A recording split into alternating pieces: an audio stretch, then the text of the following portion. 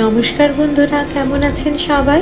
আমি প্রিয়াঙ্কা স্বপ্নের উড়ানের আরেকটি নতুন ব্লগে আপনাদের সবাইকে স্বাগত। আমি যে ভিডিওটা এখন আপনাদের সাথে শেয়ার করতে চলেছি, এটা আপলোড করতে একটু লেট হয়ে গেল ঠিকই, আমার উত্তরাখণ্ডের জার্নির ভিডিও। এখন আমরা চলেছি গাঙ্গুলিহাট, মানে গৌরবের আদি বাড়ি আর আমার আদি শ্বশুরবাড়ি বলতে পারেন। এটা গৌরবের গ্রামের বাড়ির দিকে উদ্দেশ্যে রওনা দিচ্ছি। গৌরবের নিজের বাড়ি মানে আমার হাজব্যান্ডের নিজের বাড়ি হচ্ছে কাঠগোদাম, মানে নৈনিতাল ডিস্ট্রিক্টের কাঠগোদাম। নৈনিতাল থেকে কাঠগোদামের দূরত্ব 45 to 1 hour লাগে। আর এখন আমরা যাচ্ছি গাঙ্গুলিহাট। রাস্তায় যেতে গিয়ে যে ভিউটা দেখতে পেয়েছি, সেটা দেখে যে মুগ্ধ হয়েছি, তার ভিডিওটা না তুললেই নয়। তাই জন্য দাঁড়িয়ে গিয়ে এই ভিডিওটাও তুলে নিলাম। আমরা ঘর থেকে রওনা দিয়েছি, মানে কাঠগোদাম থেকে রওনা দিয়েছিলাম রাত 11:30-12টা নাগাদ। আর রাস্তায় যেতে যেতে যা কাণ্ড ঘটলো যে কী বলবো। আর আপনারা তো জানেনই, যখন আমরা দিল্লি এয়ারপোর্টে ঢুকি রাত্রিবেলা সারা রাত জাগা, তার পরের দিন যখন কাঠগোদামে আসি আমার শ্বশুরবাড়ি, তো বাসে যেটুকুনি 6 ঘন্টার ঘুমে জার্নিতে যেটুকুনি ঘুম হয়, তারপরে যখন এসে পৌঁছাই, তারপরে তাড়াহুড়ো করে রেডি হয়ে সোজা চলে গেছিলাম নৈনিতাল। নৈনিতাল থেকে এসে রাতে ডিনার করে আমরা বেরিয়ে পড়েছিলাম এই গাঙ্গুলিহাটের উদ্দেশ্যে। অতএব এতটাই শরীরে ক্লান্তি ভাব ছিল যে গাড়িতে যেতে যেতে আমরা ঘুমিয়ে পড়েছিলাম। আর জানেন, এই গাড়িতে যেতে যেতে যখন আমরা ঘুমিয়ে পড়ি, তখন হুট করে একটা জায়গায় আমাদের গাড়িটা ব্রেক নিয়ে নিয়েছিল।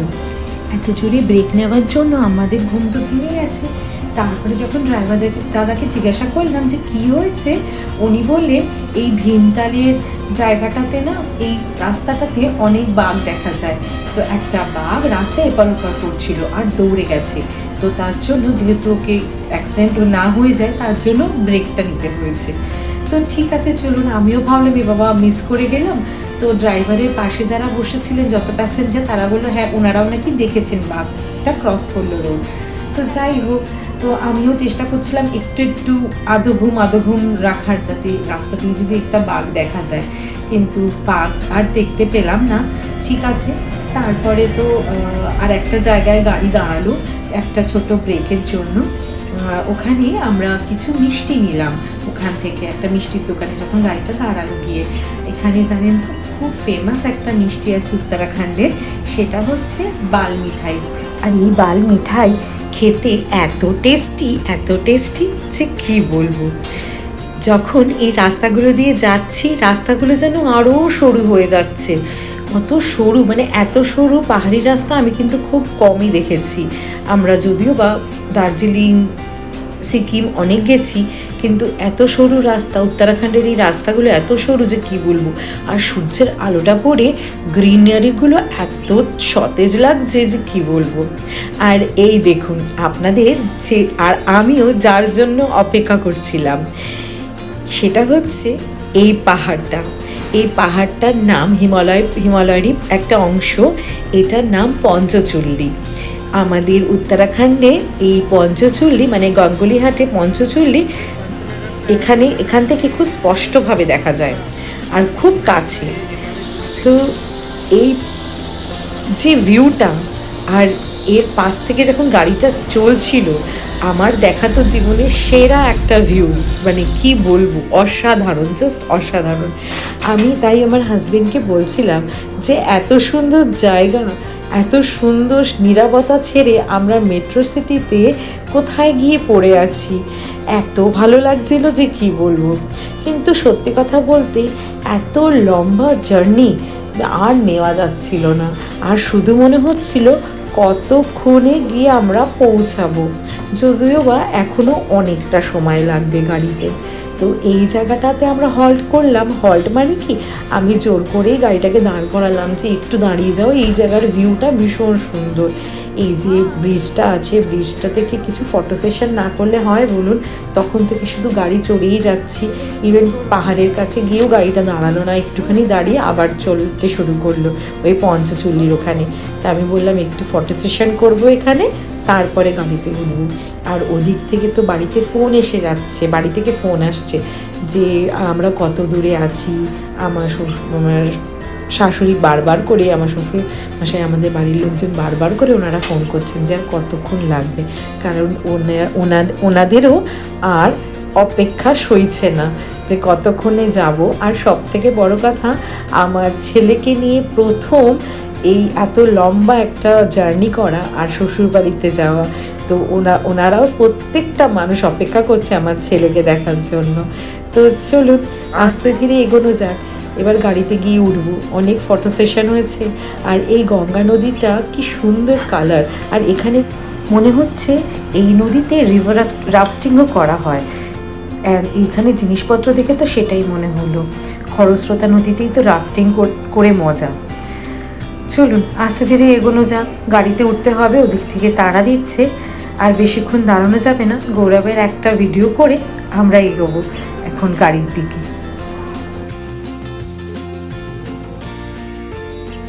সেই কাল রাত থেকে গাড়িতে বসে আছি শুধু একটা জিনিসেরই অপেক্ষায়, যে কখন গিয়ে বাড়িতে যাব আর আমার হাজবেন্ডের আদি বাড়ি দেখব। এই লোকালয়টা দেখে মনে একটু শান্তি এলো, মনে হচ্ছে পৌঁছে গেছি। হ্যাঁ, ঠিকই ধরেছি, আমরা গাঙ্গুলি হাটের মেন চৌরাস্তায় এসে পৌঁছেছি। কি যে ভালো লাগছে, কি যে স্বস্তি লাগছে যে কি বলবো। ওই চৌরাতে একটা বড় মিষ্টির দোকান আছে, পেস্ট্রির দোকান আছে যাকে বলে। আমরা ওখানে নেবে একটু চা খেয়ে, আর আমার একটু যেটা খেতে আমি খুব ভালোবাসি, খিদেও পাচ্ছিল, একটা পেস্ট্রি নিয়ে খেতে শুরু করলাম। আর বিশ্বাস করুন, ওপর থেকে ওই রেস্টুরেন্ট থেকে ভিউটা যে কি ভালো লাগছিল আর কি বলবো। তারপরে ওখান থেকে গাড়ি নিয়ে সোজা আমরা এখন এসে দাঁড়িয়ে পড়েছি আমার শ্বশুর বাড়িতে, মানে গৌরবের আদি বাড়িতে এসে পৌঁছে গেছি, ফাইনালি রিচড। আর আমাদের এসছে কে, আমাদের দেখুন আমাদের নিতে কে এসছে, এটা হচ্ছে গৌরবের অনেক ছোট একটা বোন, মানে ওর এক কাকার মেয়ে, মানে আমার ছেলের পিসি, ও আমাদেরকে নিতে এসেছে। আর ওই যে কর্নারে দেখতে পাচ্ছেন একটা সাদা রঙের বাড়ি টাইপের, ওটা হচ্ছে আমাদের বাড়ি। এখন আমরা যাচ্ছি ওখানে। আর আমাদের দূর থেকে দেখতে পেয়েছে গৌরবের পিসে মশাই, ও ফোন করে জানছে যে আমরা কত দূরে আছি, কত দূরে আছি। কারুর তো সহ্য মানে ইয়ে নিতে পারছে না, সহ্যের বাইরে চলে যাচ্ছে। আর কতক্ষণ, এসে পৌঁছেছি এখন আমরা বাজে দুপুর 12টার সময় আমরা এসে পৌঁছেছি জানেন।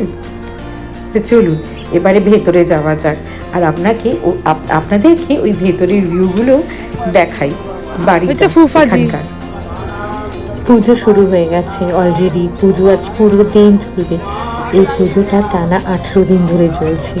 সেম বিকেল 4টে-5টা নাগাদ গিয়ে পুজো শেষ হচ্ছে। সকাল 9টা থেকে পুজো বসছে, 4টে-5টা গিয়ে পুজো শেষ হচ্ছে। মন্ত্র উচ্চারণ হচ্ছে মাইকে, দারুণ লাগছে পরিবেশটা।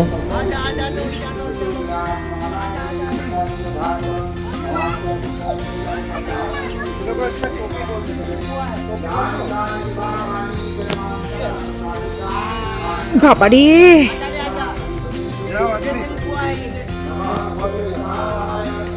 बाबा रे मुझे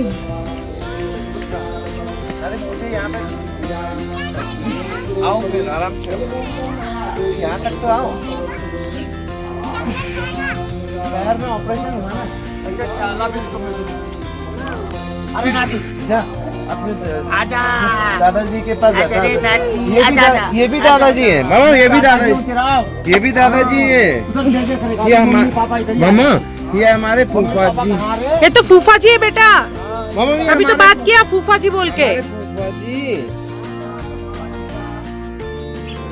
रुको, फूफा जी प्रणाम तो करने दो। प्रणाम करके घुसेंगे ना अंदर, आ जाओ एक मिनट रुको।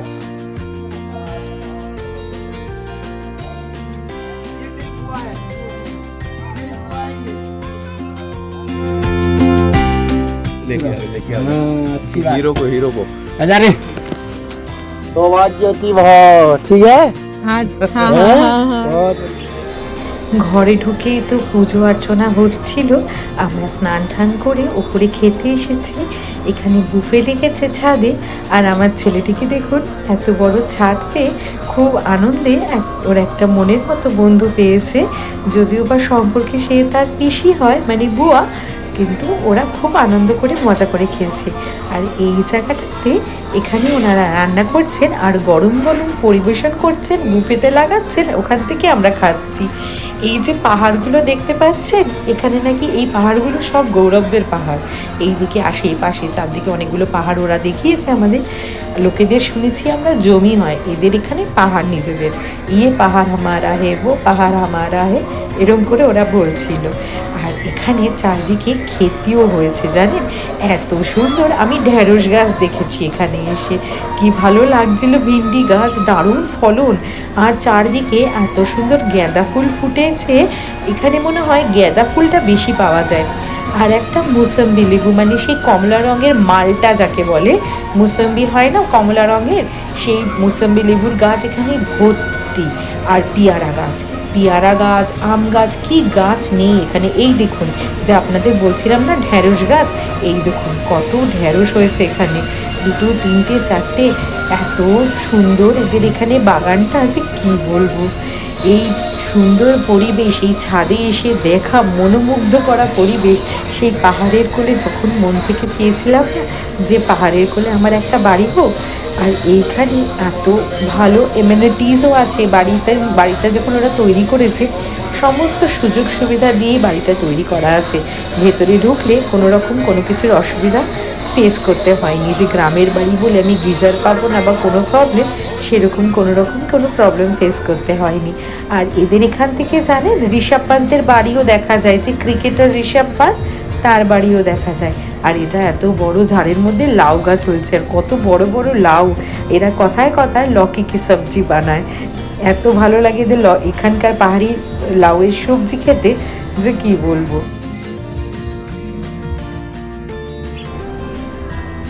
গাছে কিন্তু অনেক লাউ হয়েছে, দেখুন বেশ ফলন আছে গাছটার মধ্যে। আমার মনে হয় না একটা লাউ গাছই আছে এখানে মনে হয় অনেকগুলো লাউ গাছ আছে, তার জন্য অনেকগুলো লাউ গাছ থেকে অনেকগুলো লাউ এখানে ফলনও হয়েছে। দারুণ লাগছে। যাই বলুন তাই বলুন, বাড়ির গাছের সবজি খেতে যে কি ভালো লাগে। আর সত্যি কি বড় বড় লাউগুলো।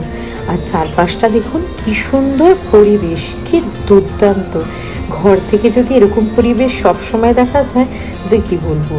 আর আপনাদেরকেও আমি ঋষভ পান্তের বাড়িটা নেক্সট কোনো ভিডিওতে শেয়ার করে দেবো। আমার যে দেওর আছে সেই বলছিল যে এখানে ঋষভ পান্তের বাড়ি আছে। তো চলুন আজকের ভিডিওটা এই পর্যন্তই রাখবো। নেক্সট ভিডিওতে আবার আপনাদের সাথে খুব শীঘ্রই দেখা হচ্ছে। ততক্ষণের জন্য আপনারা সবাই ভালো থাকবেন, সুস্থ থাকবেন। আর আমার ব্লগগুলো ভালো লাগলে লাইক, শেয়ার, কমেন্ট করতে ভুলবেন না।